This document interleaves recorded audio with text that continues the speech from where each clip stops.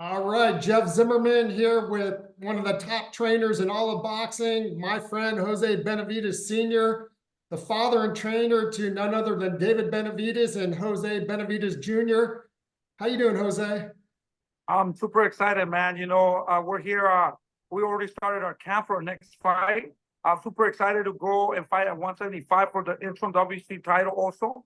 And hopefully, since Canelo didn't want to take the fight with the monster David Benavidez, hopefully we can take a fight at 175 with the winner of Bivol-Beterbiev. So we're super excited about that. So we're just training hard, man, waiting for the date to be announced. Yeah, you guys are always training, man. But let's talk about this, man, because it's been in all the news today, the last week. Who's Canelo going to choose? What's going on? He had that press conference that didn't really say anything. Everybody in boxing wants David and Canelo. It's the biggest fight. Everyone agrees to that, but it doesn't look like it's happening. Yeah, for sure.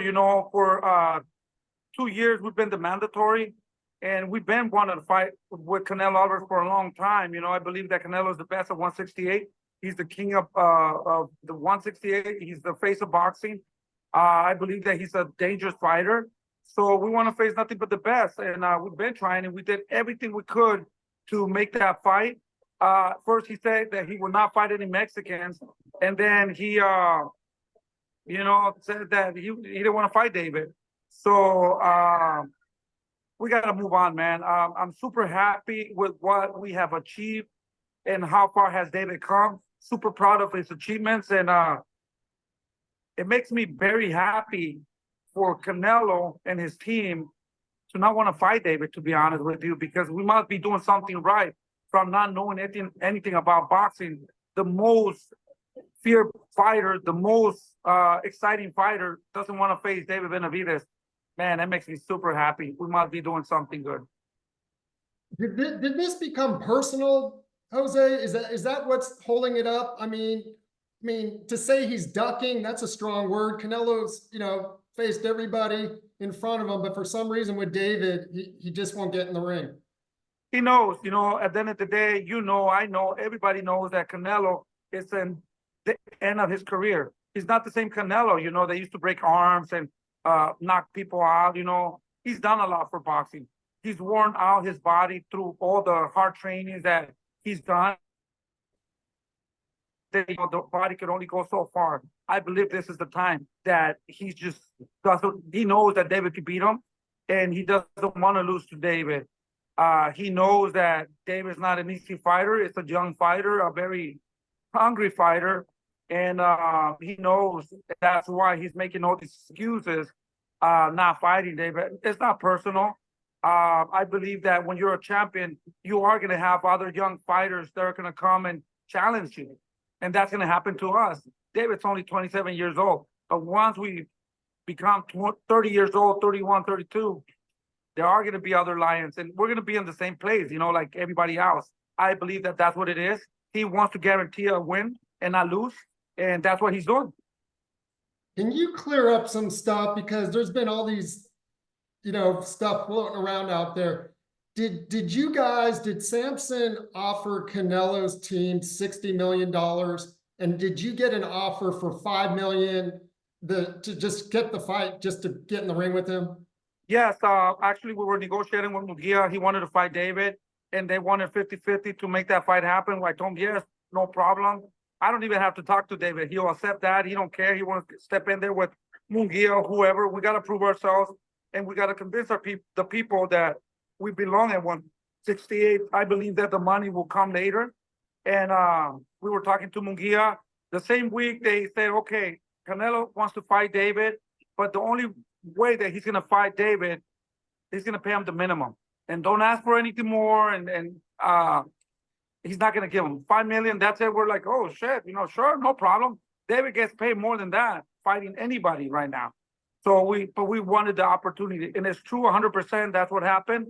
They did offer us the minimum, and we said yes, and then they disappear. What I think is that they thought I was going to ask for more money, or David was going to ask for more money, and they wanted to say, hey, we did offer him the fight, like everybody else. At first, they said they'll take the minimum, and then they're start negotiating, you know.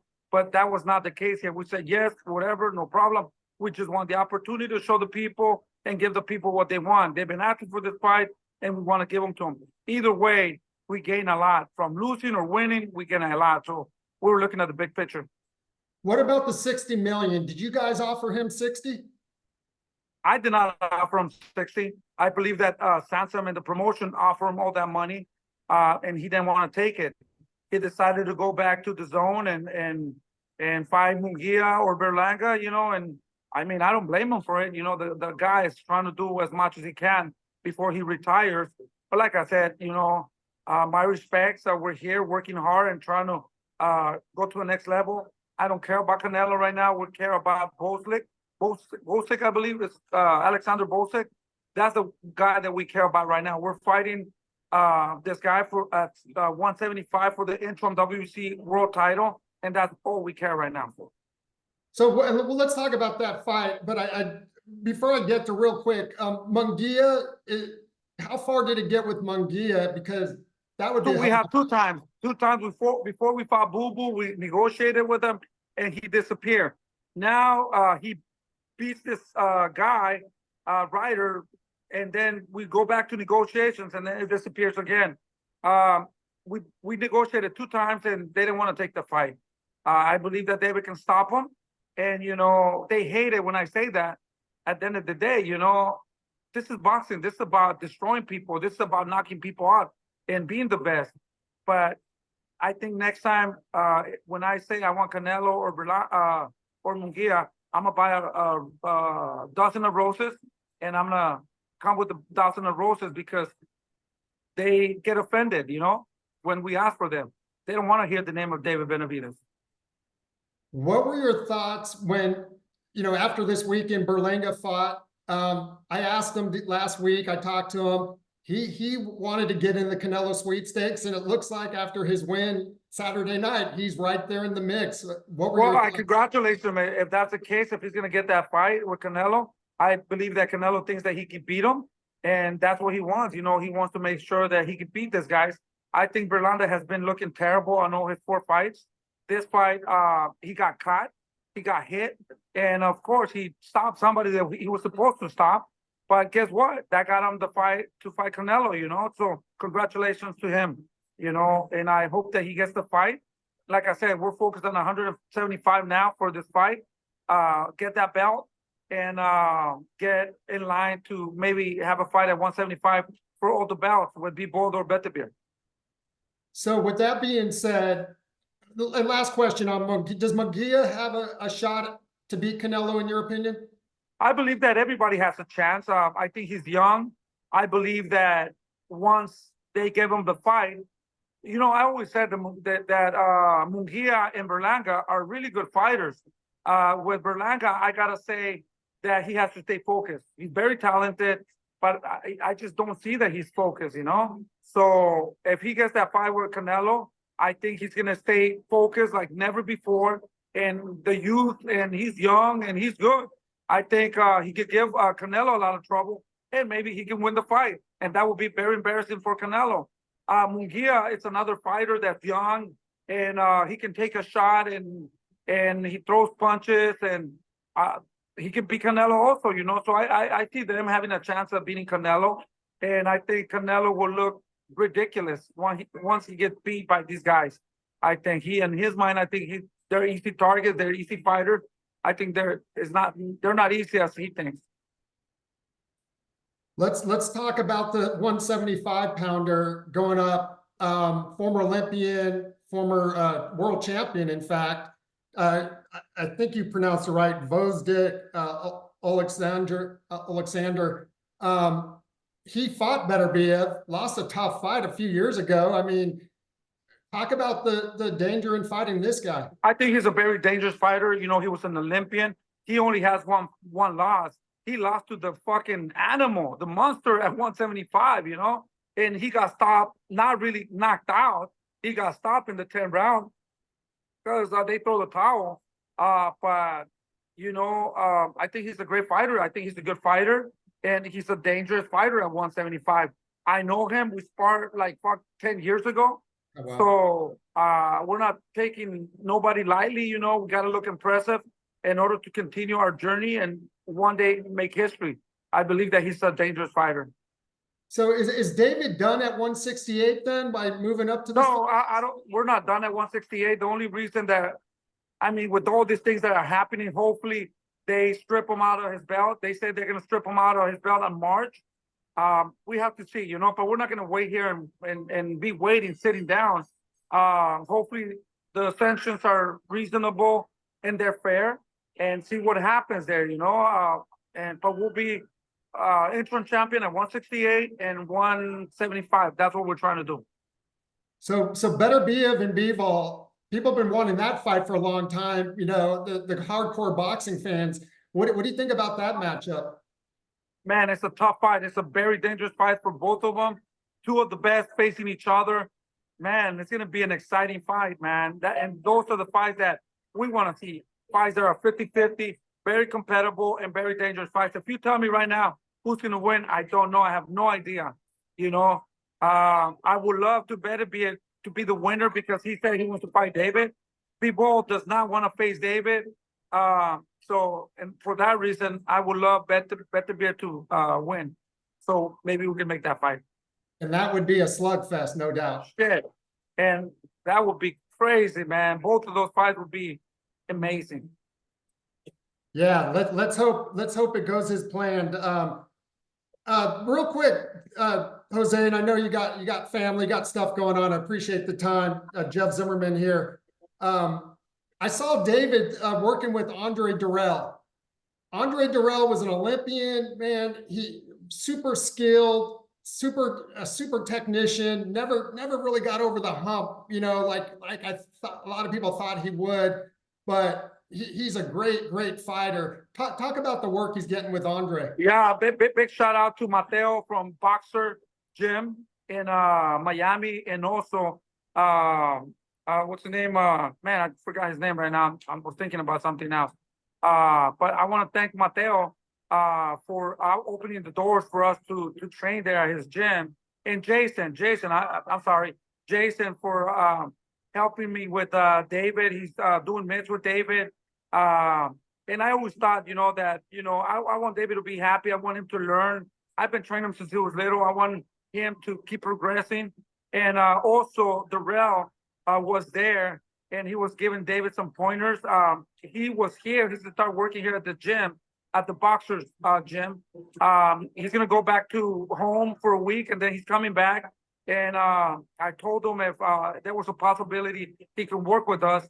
And you know me, man, I'm always willing to make my team bigger, and I just want my fighters to win.